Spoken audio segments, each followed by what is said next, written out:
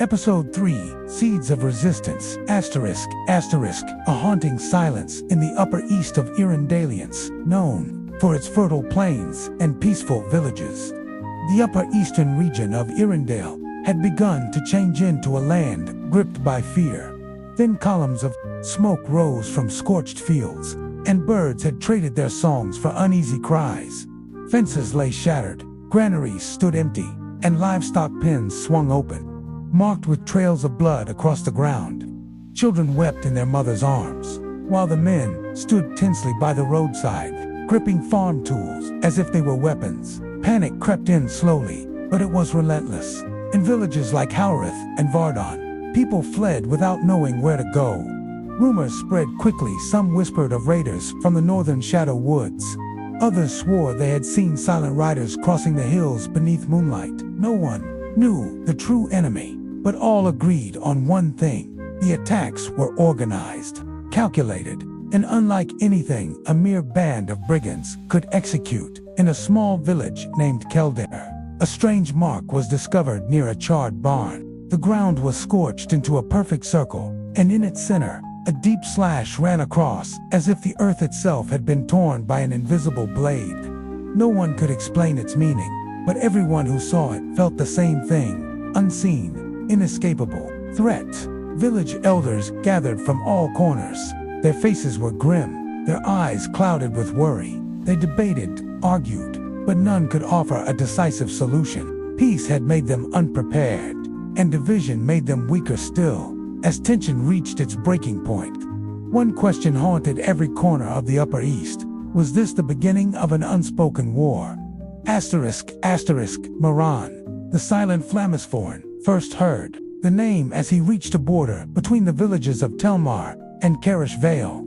"She came like a wind from the mountains," said an old blacksmith, tightening the reins of his saddle. "Spoke little, but she knew exactly where we needed to go.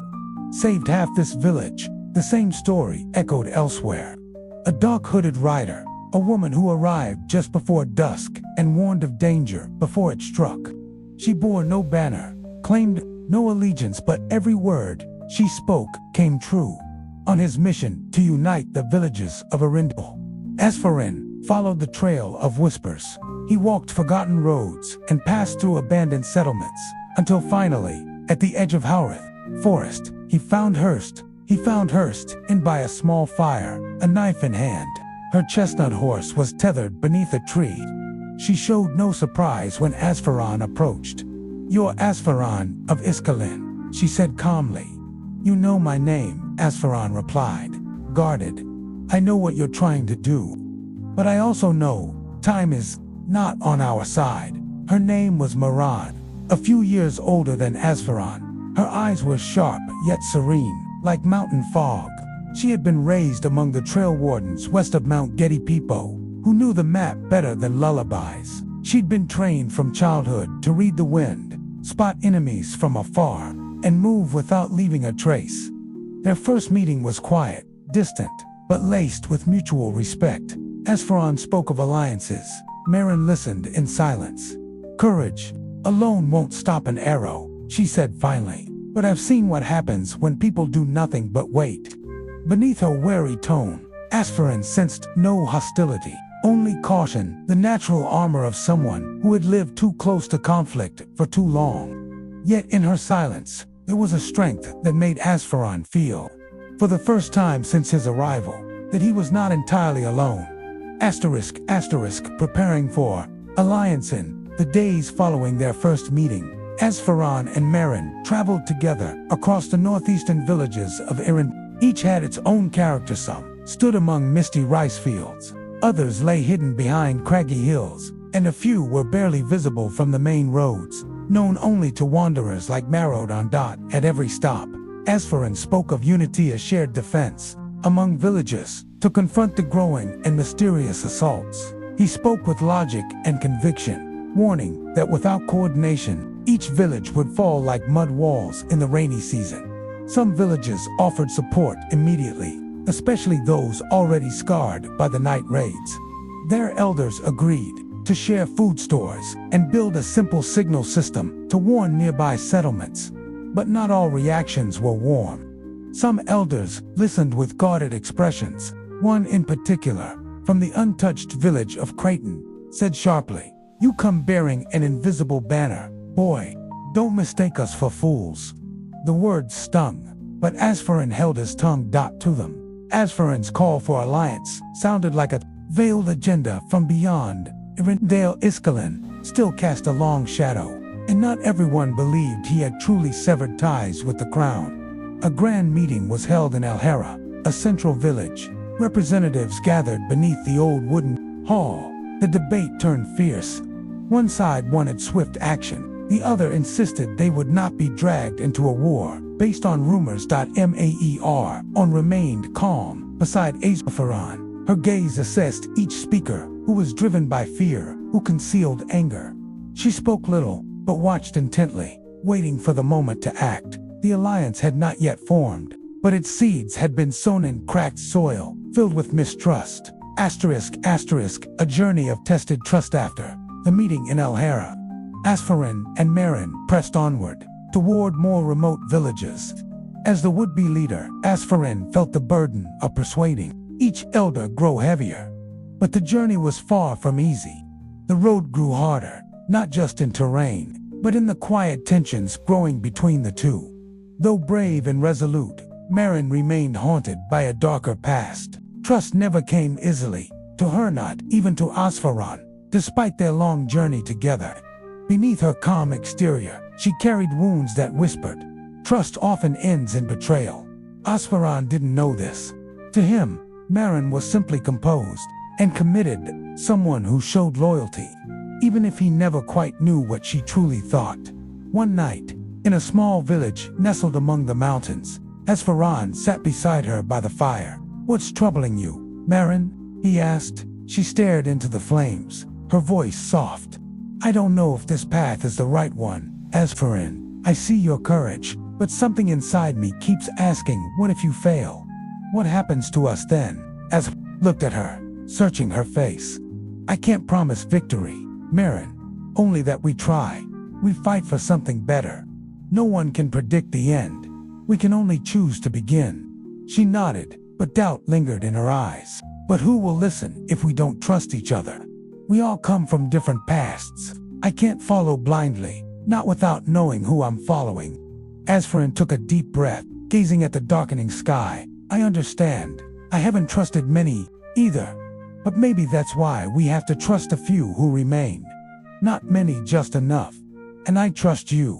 Their eyes met. Silence followed, not empty but full, like both were reaching across the space between them. "Tomorrow," Azfaran said at last, "we meet more of them. Maybe we'll find our answer." Marin nodded slowly, the firelight flickering in her hesitant gaze. They returned to their tents in silence, a fragile trust forming in the shadows of the night. Internal conflict and Marin's approach as the days passed. Meetings with village representatives continued. Communication and diplomacy had been employed, yet success remained elusive. And on another night, in a modest camp not far from the village of Alhara, their conversation resumed, this time more candid, carrying a weight beyond mere strategy. Marin and Azfaran sat across from each other beneath the glow of the campfire.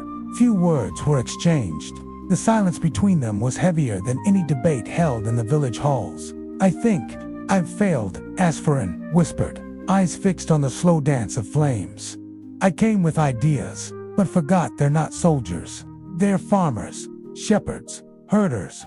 Marin didn't respond right away. She looked up at the sky, now veiled in mist, then stood. "Tomorrow, we part ways. You continue west, I'll head north, alone." She nodded.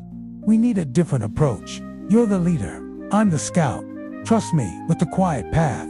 And so, Marin began a personal approach to the dissenting villages. She didn't arrive as a messenger, but as one of them. She carried wood, helped mend fences, or simply sat with elders to listen to old stories. She understood their customs, knew when to speak and when to simply bow and listen.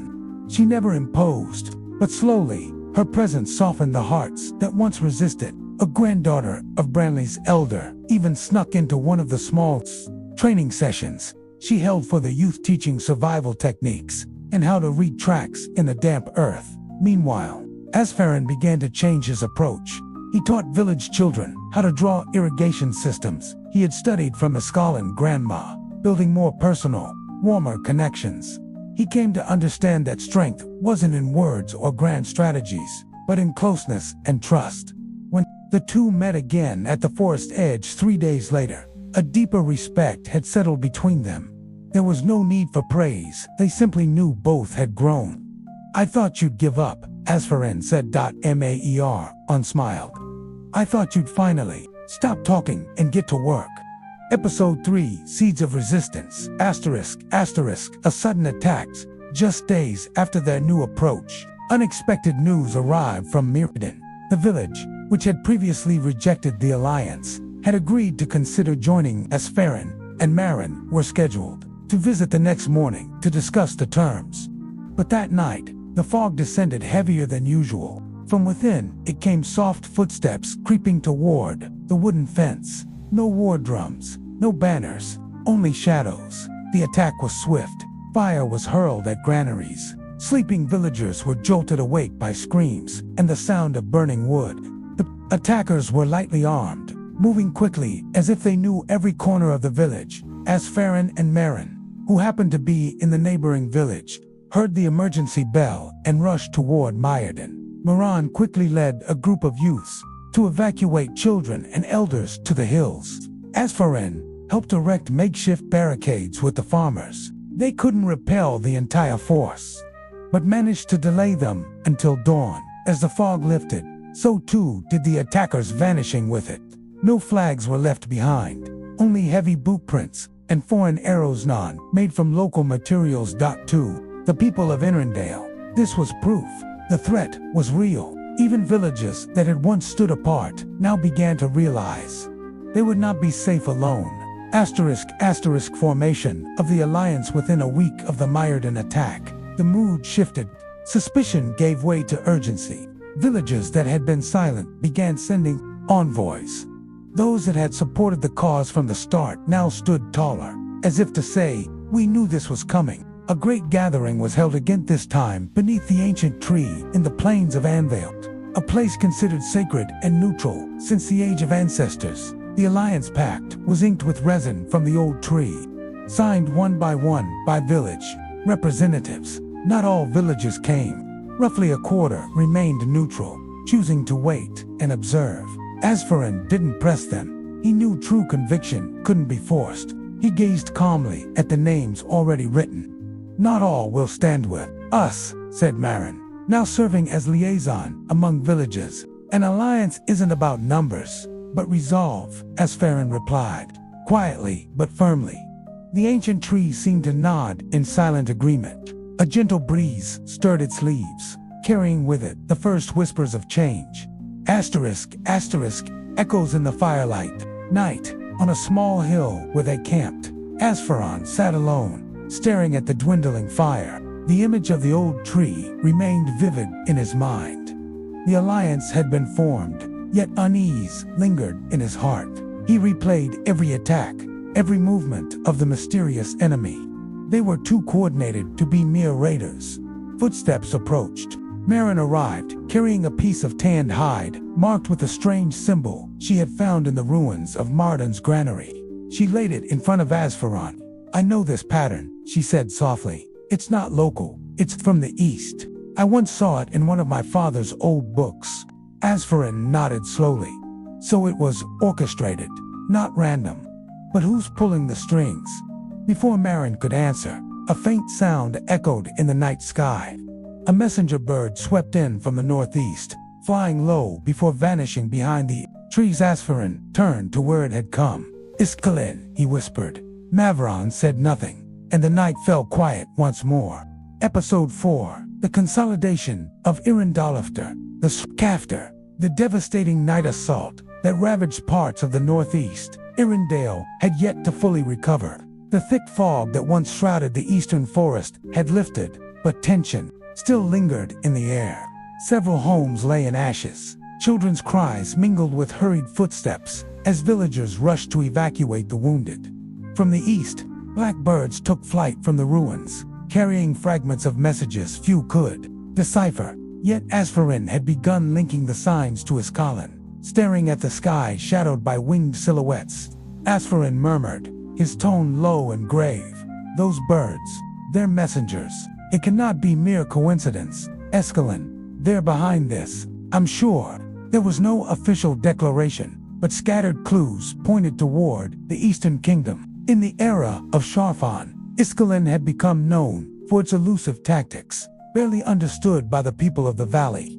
Messenger birds discovered near the border bore silver talons and rings engraved with the Isvalon crest, deepening suspicion. Yet, amidst the chaos, a new spirit was rising. The external threat had compelled the allied villages to unite. Without coercion or strict command, people from settlements around MRDwritings began pooling their resources. There was no formal treaty, but all knew without swift coordination, they would fall one by one. Maer, voice steady with urgency, stood beside Azfaran. We can't survive if we keep living in fear. They'll return, stronger. We need to act now. Azfaran looked to his friend, weighing the truth in his words. With a calm determination, he responded, then we build from the core and reach outward, step by step. Though doubt lingered within, his voice held conviction. Asterisk, the foundation of infrastructure. The first step was education. Amidst the rubble, parents and youths erected simple buildings from wood and clay. A small school emerged in the heart of Iran, cramped and incomplete. It nonetheless became a hub for young minds eager to understand the land beneath their feet. One of the young teachers approached Azfaran, concern clouding his expression. Azfaran, are we truly ready to teach them about the outside world? They know nothing of the threats we face. Azfaran, often seen at the front of the class, answered with steady resolve. They'll learn sooner than we think. We're not just teaching them to survive, we're preparing them to shape the future. The core subjects were not reading and arithmetic, as in large cities. Instead, the focus lay on geography, navigation, and the basics of agricultural and defensive technology. Azfaran was frequently seen lecturing about regional maps, which were now being charted by hand. On the school's main wall, a large map was drawn in charcoal. Norsfeld to the north, snow-covered and famed for its fierce hunting clans. Sutherfell to the south, also partly snowy, fertile but vulnerable to outside invasion. Isvalon to the east, once peaceful and prosperous until the tyrant king Shafran seized power. Al-Murja to the west, coastal and skilled in trade and diplomacy. Lavaria to the southwest, dense with ancient forests, mystical and home to secluded settlers. Sarinhel, south of central Irindala, neutral land, peace-loving but slow to respond to threats. And at the heart of the north stood Irindale, nestled near MRDwritings, a fertile land now striving to rise. One day, a young student stepped forward, hesitation in his voice. Azfaran, can we truly defeat them if they come? What should we do? Azfaran met his eyes, a gentle resolve in his tone. Victory won't come from strength alone. We endure because of spirit. That's what will make us strong. Not far from the school, a safe zone was being built. A simple wooden fort formed a circle around the main living quarters and activity center. Guard towers and sentry posts, though modest, were enough to delay sudden assaults. For the wounded, an emergency medical center arose, fashioned from large tents. Several young women were trained in first aid, using medicinal herbs planted the previous season. Behind the medical tents stood a resource depot. This storage housed food supplies, clean water, and essential logistics, protected by wooden barricades and guarded by spear-wielding youths. Yet these efforts were not without difficulty. Limited materials and manpower meant the fort could only safeguard Irindale's core. Outlying areas remained exposed, and some smaller villages still lacked adequate protection. A young sentry voiced his concern to Azfaran. If they strike sooner than we expect, will we be ready? Azfaran faced him with calm assurance.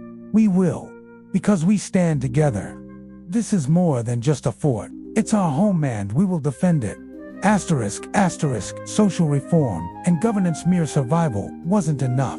To truly live on, Irondale needed direction. In a large gathering held in the emergency hall, elders from the 5 allied villages assembled. There, Azfaran introduced the idea of a unified command system. With measured conviction, he addressed the room. We cannot move forward alone. We need structure to survive and to face greater threats. The elders exchanged uneasy glances. Silence fell until one finally spoke, voice thick with caution. But a Zfaran ... Who shall lead? Who will we entrust with all our lives? Azfaran met his gaze with unwavering steadiness.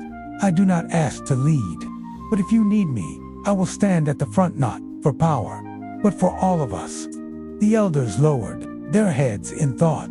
At last, they agreed to follow Azfaran's proposal. A 3-tier command system was established. Village leaders, the elders, local military commanders, and civilian liaisons. This ensured efficient communication and distributed responsibility. In designing this administrative structure, Azfaran's closest ally and advisor played a key role in ensuring it remained simple and comprehensible for all. Later, Marin approached Azfaran, determination in his stride. We will move forward. We must be strong. We must be resolute. Azfaran returned the gaze, his face marked by resolve. We're not fighting for ourselves alone. This is about Arendale's future, for our families. We will rise, Marin. Asterisk, asterisk, twilight over Arendale time passed, and slowly Arendale transformed from a cluster of fractured villages into a single, cohesive entity. It wasn't yet called a kingdom, but the bonds formed between the settlements were no longer temporary. Trust deepened. They defended one another, shared harvests, and exchanged labor freely. Azfaran, once known merely as a thinker and quiet speaker, was now respected as a leader. He had never asked for power, yet his presence became essential in every council, in every decision. The elders turned to him for guidance, and the people began to see him as the cornerstone of their shared struggle. As the sun set behind the Gedi Mountains, a small, tattered banner fluttered atop the main wooden tower. It was not a flag of war, nor a symbol of royalty, but a mark that they had survived one more day on, were ready to face the next, united more than ever before. Episode 5, The Birth of a New Kingdom. 3 months had passed, ...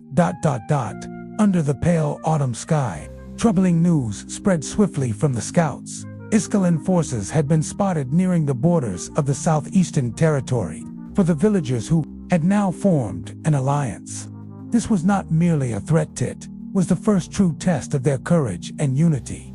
Asterisk, asterisk, the tension begins. They don't know we've united, said Marin during an emergency meeting at the central hall. Her voice was firm, though her eyes betrayed a hint of concern. To them, this is still a wild land, ripe for plunder. The Isvalon forces had not come out of vengeance or ideology. They were merely following orders from King Sharfan. Expand the territory, seize the harvest, subdue the weak. But what they didn't know was that the villages at the foot of Mount Gedi were no longer weak.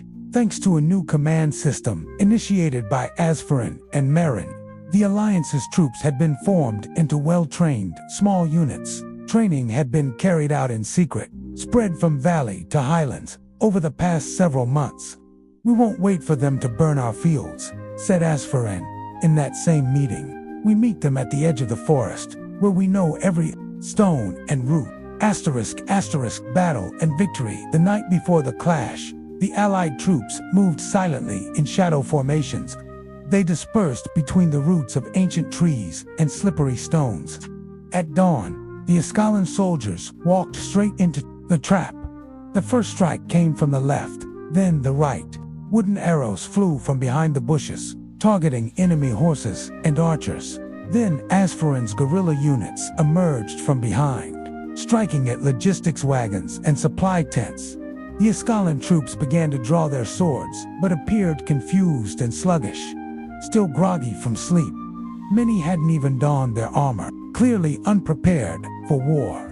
Only the night watch was alert, But even they had little energy left after fending off bandits and wild animals throughout the night. "They're not ready for the forest," Azfaran whispered, watching the disoriented Isvalon soldiers. He leaped down from a large boulder and led a direct charge into the heart of the enemy's formation. The battle was swift. Guerrilla tactics, mastery of the terrain, and a determination born of survival gave the Allied forces the upper hand. Some surviving Isvalon soldiers were captured. When interrogated, one of them said, "We didn't know who you were. We were just following orders. We thought this was just another defenseless village." Enemy weapons were confiscated. Abandoned logistical equipment was salvaged. Meanwhile, a temporary camp was set up at the edge of the valley to tend to the wounded and regroup the troops. Shadows and oaths as twilight settled over the makeshift camp. Azfaran walked among the fires, checking on the injured and speaking to the young warriors who had fought that morning. Marin followed him at a distance, quietly observing the tired but glowing faces of those who had defended their homes with all they had. "We can't fight every battle like this," Marin said as they sat by a fire on the ridge overlooking the valley. "Next time, they'll come in full armor. With more men, with siege." Azfaran nodded, sharpening the edge of a salvaged blade. "Then we must not only fight with steel, but with vision." Marin turned to him. "You've earned their loyalty. But loyalty fades without direction. What you did today lit something in them, but it will need form." Silence lingered between them before Azfaran spoke again. "Slower now. Do you believe this? This alliance ... can become something more." Marin didn't answer immediately. Instead, she pulled a leather-bound scroll from her satchel and unrolled a rough map of the region. She pointed to the mountain passes, the trading routes, the natural choke points. "If we control these," she said, "we control not just the land, but the movement of trade, the flow of messages, the safety of travelers. We create order, not just resistance." Azfaran looked at the firelight dancing across her face and realized what she was truly offering, not just strategy, but the vision of a future. A new realm, one born not out of ambition, but necessity. He gripped her hand for a moment. "Then we begin tonight. Not just a defense, but a foundation. The founding of the trading house and blacksmiths. That initial victory was more than a military success. It opened the path toward an organized economy and diplomacy. Within weeks, a trading house was erected along the main route between the Gedi Valley and the trading path, built of stone and timber. It became a place for merchants, emissaries, and intermediaries from distant villages to gather, curious about the identity of this new alliance. Trade in metal, spices, and rare goods quickly flourished, with new supplies of metal, particularly iron, arriving from outside. Local craftsmen were finally able to build the region's first blacksmith workshop. "No more wooden spears," said Mathan, an old blacksmith who had once only made farming tools. "Now we can make real swords." These new weapons were distributed to every guard post and training unit. Azfaran personally oversaw the first tests. "Heavy, but balanced," he said, swinging a thin iron blade. "This changes everything." The coronation of Azfaranus, of the victory and economic progress, reached the mountain villages that had once hesitated to join. One star-filled night, the elders of the surrounding territories gathered once more in Anveld, a sacred place revered by several Irindale tribes. There, under torchlight and the sound of bamboo flutes, they delivered a collective proclamation. This union has surpassed the bounds of mere alliance. It was born from embers of vengeance and hope, forged by blood, sacrifice, and silent vows. This is no longer a coalition of strength. This is the birth of a new hope. A kingdom that will shake those who disturb our land. And a kingdom that will carve its own history. And upon a throne built of steel will and the intention to protect dignity and homeland, stands Azfaran, not just a leader, but a king summoned by fate and feared by time itself. Azfaran stood speechless before them. His robe was plain, without a crown. But in the eyes of the people, travelers, and village leaders, He saw hope and belief. Aron stood at his side, quietly becoming the silent pillar of the kingdom to come. "I don't need a title," she said, when Azfaran offered her a formal position. "Let me remain in the shadows. But I will guard this kingdom as if it were my own." The smoldering resolve. The kingdom of Arendelle was not born of a grand war, but of early tension, a small victory, and the will to protect something greater than landed dignity and dignity. But peace had not yet fully arrived. From the mouths of the captured Isvalon soldiers came horrifying stories. Hundreds of villagers who hadn't escaped in time had been taken to Isvalon enslaved and forced into labor by the new tyrant king. "They forced us to attack," one trembling prisoner confessed. They needed more slaves. Many were taken to salt mines, to their expansion projects, or to serve in the palace. "They won't return, unless you go and get them." Tears fell from the eyes of captured soldiers, some seemingly regretful. The news ignited fury among the people. The weeping of mothers who had lost their children turned to embers of rage. Young men demanded further training, and Mara knew real battle had not yet begun. As dusk fell, Azfaran stood atop a stone tower, gazing eastward. "If they think we'll stay silent, they're wrong." A kingdom had been born, and with its birth, a new resolve flared into life to free their lost brethren and defend the land they had just begun to build. Episode 6, The Chains of the Forgotten. The deployment of the reconnaissance unit. The sky above Arendelle was cloaked in gray, heavy clouds, as the rhythmic clang of hammers on steel echoed from the blacksmith's forges. Smoke curled into the air, mingling with tension thick enough to cut. Among the sounds of war preparation, Azfaran stood still, his face set in a grim yet resolute expression. The weight of revelation pressed upon him like an invisible yoke. Truth had emerged, and it scorched like fire through silence. Isvalon had abducted hundreds of villagers, forcing them into slavery in its vast salt mines. The news had spread like wildfire. Fury rose across the highlands of Arendelle. Cries for justice echoed from valley to cliff, not with the hunger of vengeance, but the ache of betrayal. Azfaran knew better than to answer fire with fire. He stood in the heart of the military square, temporarily transformed into a strategy hub. Before him knelt 8 figures, clad in dark garb, fists over chests, the finest reconnaissance squad Arendelle had ever trained. "This is not a mission of glory," Azfaran said, his voice low, controlled like a sword drawn with care. "We do not storm Isvalon, not yet. First we learn, where are the captives held? How many? How are they guarded?" He paced before them slowly, studying their solemn faces, young, scarred, determined. "You will infiltrate, observe, and return. Don't seek heroism, seek truth. And when the time is right, bring them home." Before dawn's first light could pierce the mist, the reconnaissance unit vanished into the wilds, silent as ghosts, threading their way through ancient woods toward the shadowed dominion Isvalon had become. The captives Isfar, to the east, deep in the damp, stinging belly of the earth. A young man named Javir awoke to the lash of a whip cracking against stone. The salt mines reeked of sweat, rot, and despair. Breathing the air was like swallowing rusted iron. 18 years old, Javir had once been a farmer's son from the quiet village of Kelron, on Isvalon's edge. 6 months ago, he had been torn from his sleep by the massed shadows of a new regime.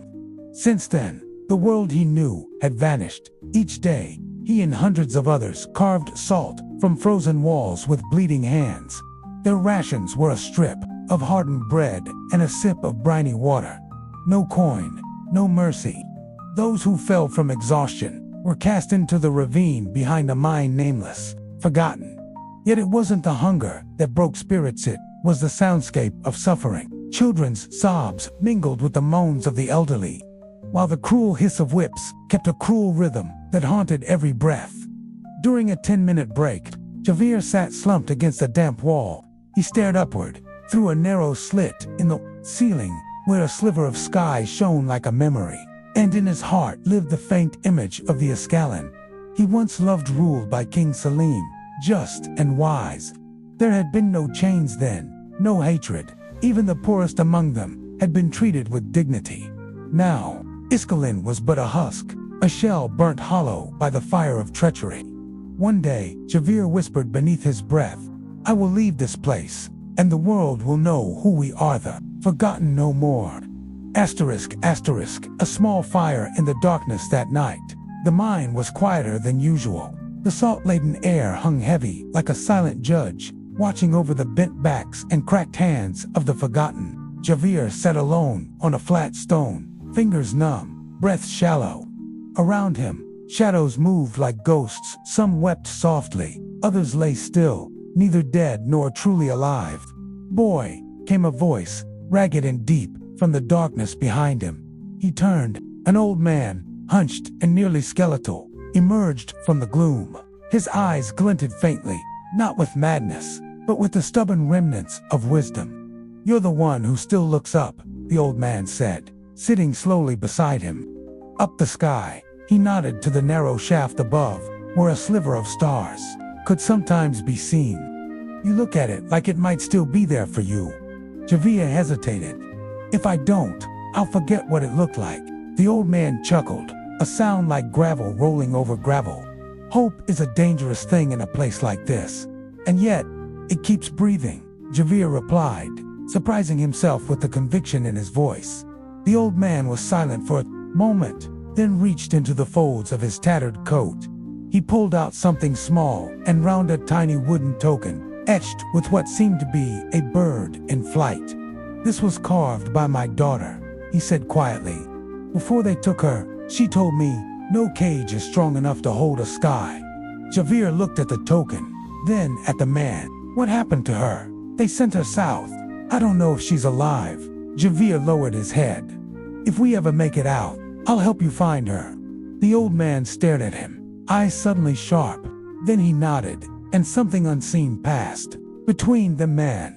Unspoken pact, born of despair, but sealed by courage. "What's your name?" Javier asked softly. "Used to be Ramis," the old man said. "But in this place, names weigh too much." Somewhere above, a snowflake drifted into the shaft of moonlight, vanishing into the black. But in the hearts of two prisoners below, a spark had ignited, small, trembling, but a live dot far above, beyond stone and snow. The forest stirred with silent movement. The shadows had begun to move.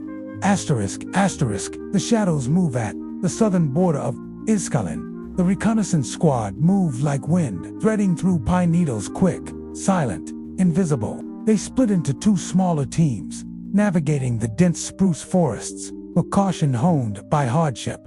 Every step was a measured breath. Enemy patrols roamed regularly, their bloodhounds trained to sniff out human warmth. A single mistake would bleed the mission into disaster. On the fourth night, calamity nearly struck. Narelle, the youngest of the scouts, stumbled on a route, sending a metal clasp clattering down the slope. In an instant, two Isvalon guards emerged, bows drawn and eyes sharp. Elrond, the team leader, moved without hesitation. With a silent hand signal, he knocked an arrow and fired, aiming not at men, but at light. The lantern between the guards shattered in a burst of darkness. The forest swallowed them whole. Silence returned, thick and unbroken. On the fifth day, they saw it. From a ridge, they beheld a vast tunnel at the foot of the hills. Watchtowers flanked it like cold sentinels. Barracks circled the base. Craters gaped like wounds into the underworld. "A mine," Elrond murmured. "We're close now." A forgotten path. By the sixth night, snow began to fall, blanketing the forest in pale silence. As they moved through a thicket, one scout spotted remnants of an overgrown path, half hidden under moss and root. Curiosity compelled him forward until it led to a narrow cave, crumbling with age. The scent of salt and unwashed bodies drifted faintly from within. He summoned Elrond and the others. Together, they ventured into the cave, guided only by instinct and silence. What they discovered made their blood run cold. A tunnel, half forgotten, burrowed into the earth, an opening directly into one of the mine's logistic chambers. No guards, no traps, just the shadows of time. Through narrow slits in the stone, they glimpsed the captives, hollow-eyed, bone-thin. yet still human. A few whispered to one another. A few prayed. One even hummed a lullaby beneath his breath, as if defying the cruelty with memory. "This is it," Elrond whispered. "If we're to free them, this is the way." They marked the path with symbols only their kin would know, then vanished once more into the woods. Faster now, the storm behind them, the fire ahead. When the report was placed in Azfaran's hands, he read every word in silence. No breath, no question, only the weight of decision settling in his bones. At last, he stood, eyes distant, voice steady. "Prepare everything," he said. "We will free them, but not in rage and honor." That night, the forges of Arendelle roared once more. Sparks flew like stars flung by defiant gods. Soldiers trained harder, their hearts pounding with purpose, and in the deep minds of Escalin Javir clutched a sliver of hope. He did not yet know that footsteps approached, that someone was coming for him, that the chains he bore were not the end of his story, but the beginning of a reckoning that would echo through kingdoms. Episode 7. The chains we cut. Sparks beneath the shadows. Restlessness hung in the air of Arendelle, like a storm cloud that had yet to release its lightning. In the central meeting hall, the elders and tribal leaders gathered with grim expressions. Spies, who had just returned from Escalin, brought soul-shattering news of salt mine slaves who lived as nothing more than shadows of human beings. Their bodies were destroyed, their hands mere bones, and their eyes stared blankly into an endless void. Some of them were kin. Children who once played in the river were now shackled in chains. Brothers who once sang during festive nights now groaned in the darkness. Escalin, under the looming shadow of King Sharfan's rule, had created a hell beneath the earth. Azfaran stood at the center of that circle, silent though his thoughts roared. He longed to act swiftly, to repay the cruelty in kind.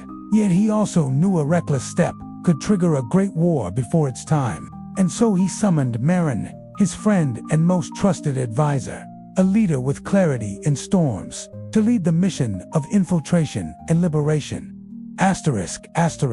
The secret planning in Arendelle's command chamber, where torchlight danced upon stone walls. Meren stood with scouts and elite soldiers. Upon a wooden table lay a rough map of the salt mine. Red lines marked old paths no longer guarded, narrow caves that wound like snakes through the bowels of the earth.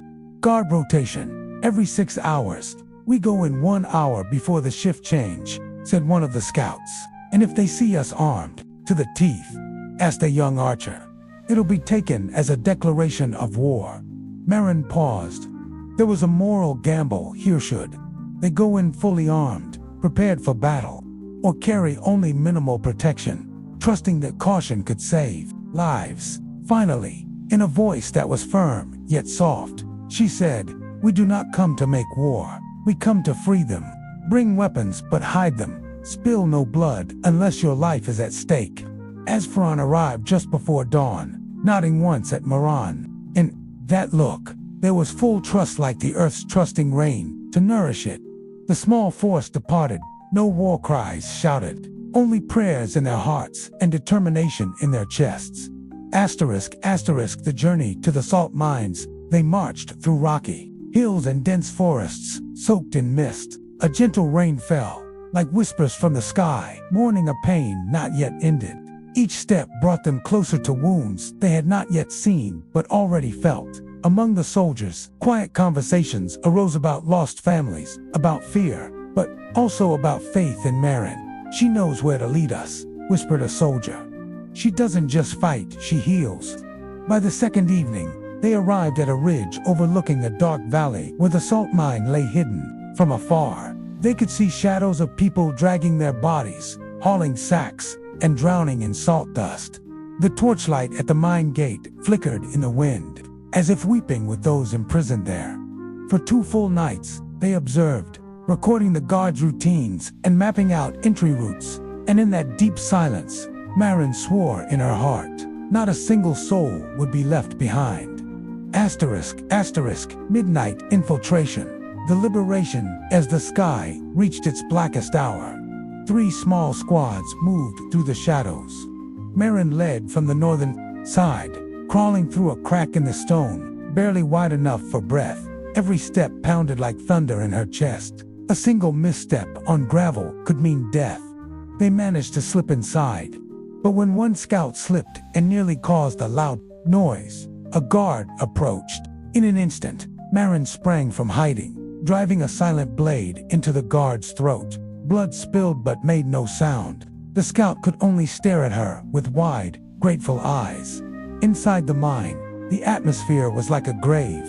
The slaves didn't even flinch when their iron doors were opened. They were too tired to hope. Marin gave a signal with a small lantern. 3 flashes meant follow me. Some crawled out, others only wept. Marin carried those too weak to walk. An old man, missing both legs. A child whose chest rattled with bloodied coughs. All were lifted by hands that never hesitated. No one gets left behind, she whispered, not to them, but to herself. But as the troops began their retreat, the wooden alarm sounded. A guard, returning early, had seen footprints in the salt. The sound echoed like a scream from hell. Asterisk, the chase. An escape within seconds. The guard's horn blared, and arrows flew from the shadows. Marin gave a sharp command. Squad to cover the rear. Squad 1, get the slaves out through the eastern path. A small skirmish was inevitable. Marin drew her sword, parrying attacks, and led the retreat with sharp tactics. On the narrow path toward the hill, she ordered her soldiers to topple large stones they had prepared, causing a landslide that blocked the pursuers. The enemy's cries were buried under dust and rubble, but one soldier didn't make it, struck by an arrow. He collapsed, managing only to say, "Make sure they get home." One of the freed slaves, a wiry teenager with sharp eyes, carried his unconscious grandfather on his back. There were no tears, only resolve. "I won't lose him again," he murmured. Asterisk, the journey back to Irondale. Reflection and quiet resolves, the small group made its way back to Irondale. Their steps felt lighter, despite the exhaustion that clung to their bones. The victory from the skirmish was still fresh, but there was no triumphal march. Instead, the air was thick with a quiet, almost sacred energy. The mist that rolled through the hills seemed to carry with it the weight of their journey, both physical and emotional. Nightfall settled slowly, and the sky, darkened by the absence of clouds, was dotted with countless stars. The wind whispered through the trees, cool but gentle, as if the world itself was in a reflective silence. The faint murmur of voices rose and fell behind Marin, who led the way with a steady gait, her back straight and eyes forward. She knew that while they had won this small battle, the war, whether literal or moral, was far from over. Though the night was quiet, there was an undercurrent of hushed conversation among the soldiers, whispers of hope, but also of uncertainty. "We will keep fighting," one soldier murmured, his voice low but firm. Another added, "This is just the beginning." Some of the freed slaves, too, spoke among themselves, their voices a mix of exhaustion and elation. "I'll never forget what they did for us." A woman, still bloodied but walking with newfound purpose, whispered. It was a sentiment that spread quietly through the group, but not all were at ease. A young soldier walked slower, his gaze fixed on the ground ahead, a distant look in his eyes. Marin noticed and slowed her pace to walk beside him. "What's on your mind?" she asked softly. That the soldier paused, almost hesitant, then spoke with quiet concern. "Are we really ready for this? What we've done, ... It will lead to more bloodshed, won't it?" Marin studied him for a moment, before responding. "What we're doing is not about war. It's about freeing those who deserve to live in peace. We've already taken the hardest step." He nodded, though the worry in his eyes didn't fade completely. Marin gave him a small, reassuring smile before turning her attention forward once more, her resolve hardening with every step. This was only the beginning, but it was a beginning with purpose. Asterisk, return to Irondale. Consequence and echo at dawn. The small force returned to Irondale. There were no victory drums, only sobs and the embrace of families reunited. Mothers hugged their children. Siblings searched for familiar names in the crowd.